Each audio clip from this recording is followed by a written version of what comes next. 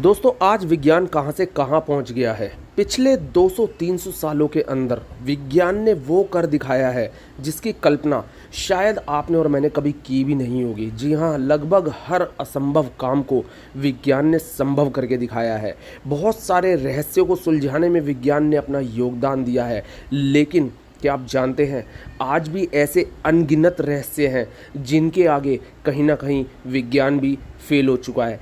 एक समय था जब विज्ञान वहाँ तक पहुँच गया था कि इंसानी क्लोन बनाने तक की बातें होने लगी थी और इसको जीवंत भी करके दिखाया था जब जानवर का क्लोन बना दिया गया। लेकिन प्रकृति की संरचना को चैलेंजिंग मानते हुए कहीं ना कहीं इस प्रयोग को रोक दिया गया। दोस्तों आज भी मैं इस फैक्ट के अंदर एक ऐसे रहस्यमय घटना का जिक्र करने जा रहा हूँ जो शायद आपने पहले कभी नहीं सुनी हो और शायद हो सकता है सुनी भी हो, लेकिन ये अपने आप में एक ऐसी रहस्यमय घटना है जो आज से 68 साल पहले घटी थी। तो दोस्तों घटना कुछ ऐसे है। आज से 68 साल पहले जापान के एयरपोर्ट पर एक ऐसा रहस्यमय व्यक्ति आया जिसने अपने देश का जो पासपोर्ट दिखाया वो देश पूरे वर्ल्ड में कहीं भी एग्जिस्ट ही नहीं करता था। जी हाँ, और इसके अलावा वो जिस बंद कमरे के अंदर था वो व्यक्ति वहाँ से गायब हो गया और उसके बाद कभी दिखाई ही नहीं दिया। आज मैं जिस घटनाक्रम की बात आपके सामने करने जा रहा हूँ ये घटनाक्रम दरअसल है 1954 की।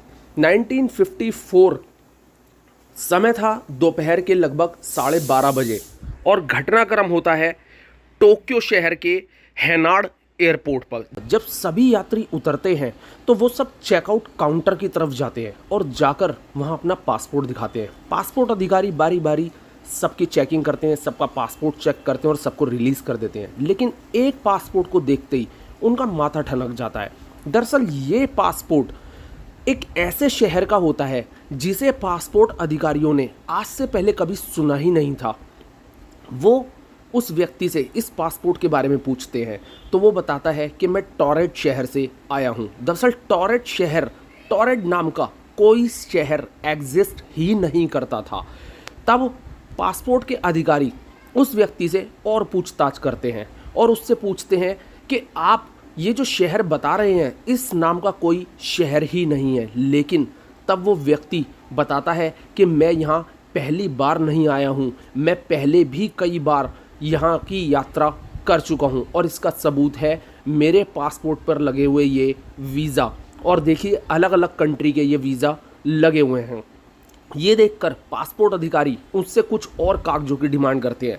वो सभी कागज़ कहीं ना कहीं टोरेट शहर से ही संबंधित होते हैं, जिसे देखकर अधिकारी अपने ऊपर से बड़े अधिकारियों को इस बात की सूचना देते हैं। ये खबर पाकर कहीं ना कहीं पूरा एयरपोर्ट एक सकते में आ जाता है कि how can it be possible कि एक व्यक्ति ऐसे जगह से आया है जहां कोई देश इस तरह का इस नाम का एग्जिस्ट ही नहीं करता है।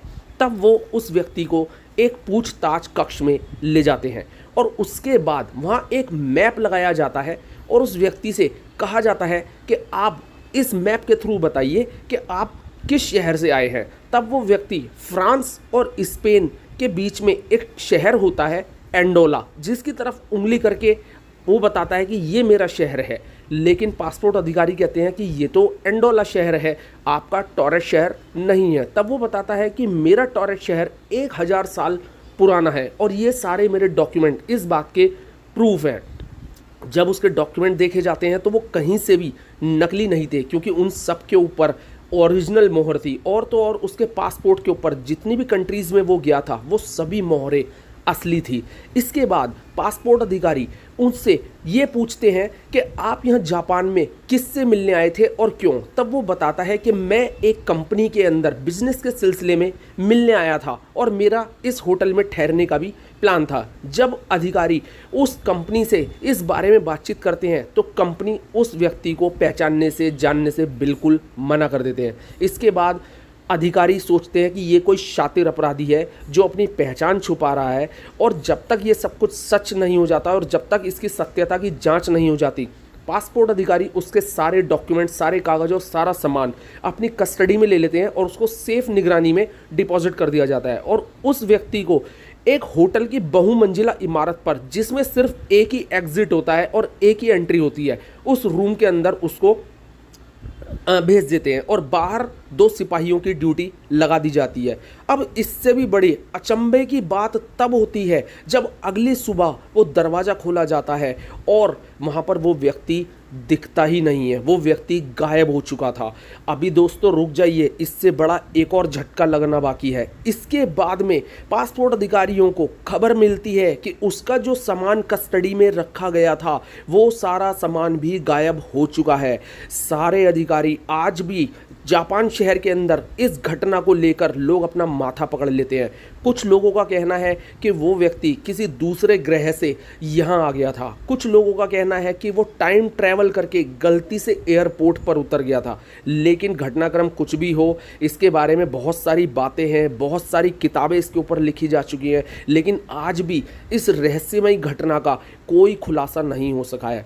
आज भी लोग इस बारे में सोचकर हैरान रह जाते हैं कि कैसे एक व्यक्ति ऐसे शहर से आता है जिसका कोई भविष्य में या कहीं वर्तमान में या भूतकाल में कोई एग्जिस्टेंस ही नहीं है। यहाँ तक कि वो व्यक्ति एक बंद कमरे से, जो कि 15वीं मंजिल पे था, जिसकी सारी खिड़कियाँ सील करी गई थी और सिर्फ एक ही एंट्री और एक ही एग्जिट था, उसमें से गायब कैसे हो सकता है। तो दोस्तों, अगर आपको ये फैक्ट अच्छा लगा हो तो प्लीज़ लाइक करें, शेयर करें, सब्सक्राइब